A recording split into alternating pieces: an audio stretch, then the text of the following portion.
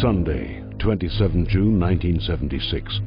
Air France Flight 139 takes off from Tel Aviv for Paris via Athens. 188 passengers and 12 crew are on board. In Athens, another 58 passengers board the plane, including 4 terrorists. Shortly after leaving Athens, the hijackers take control of the cockpit.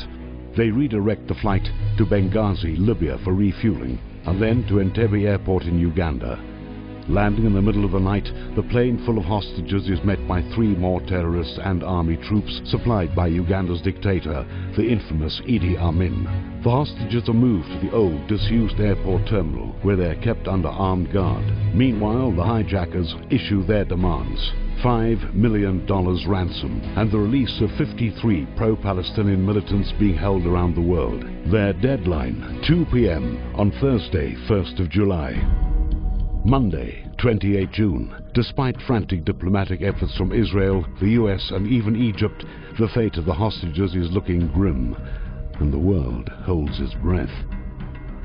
Tuesday, 29 June. In a clear echo of the Holocaust, all the Israeli and Jewish hostages are separated from the other passengers. The French captain and crew all choose to remain with the Israeli group in solidarity.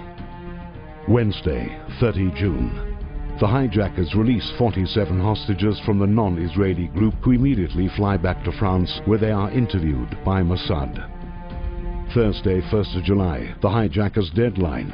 Israel, which has always refused to negotiate with terrorists, now agrees to begin negotiations. The hijackers extend the deadline to the 4th of July at noon, and they release another group of 101 non-Israeli hostages. 106 hostages are now huddled in the old Entebbe airport terminal. Their families are terrified, fearing for the lives of their loved ones. It is a dreadful time as the whole world watches the drama unfold hour by hour, and Jews around the world are very worried. From the moment news of the hijacking came in, the Israeli Defense Force had begun exploring a military option, but time was too short. Now, with a few more days available, the IDF puts together an audacious plan. Prime Minister Yitzhak Rabin and his cabinet deliberate, debate, and agonize. To mount such a complicated and risky rescue operation nearly 4,000 kilometers away seems impossible, irresponsible, even reckless. But they also feel deeply about their responsibility for their citizens and fellow Jews alike. This isn't only a military decision, it is a moral decision. Shabbat, the 3rd of July, Israel's cabinet approves Operation Thunderbolt. Just a few hours later, a convoy takes off from Sharm el-Sheikh. They fly at an average height of just 30 meters above the ground to avoid radar detection. 3rd of July, 2300. The first Israeli plane lands at Entebbe. A black Mercedes and several Land Rovers offload and drive down the runway. The cars are filled with the assault team of 29 Sayeret Matkal Special Forces commandos, dressed in Ugandan military uniforms. The brazenly brilliant plan is to replicate Idi Amin's own motorcade so the guards will allow them through. At first, it all goes smoothly.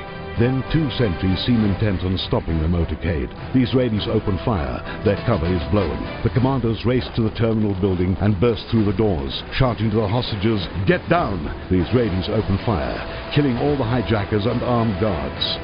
By this time, the 3 other transport planes land, miraculously stopping just short of a large pothole in the runway that would have crippled the entire mission. Armored personnel carriers roll out to provide defense as the commandos destroy 11 Ugandan MiG fighter planes on the ground, preventing an aerial pursuit. As the hostages leave the building and head for the planes, Ugandan troops open fire from the control tower, killing unit commander Yonatan Netanyahu, brother of current Israeli Prime Minister Benjamin Netanyahu. The Ugandans are quickly neutralized.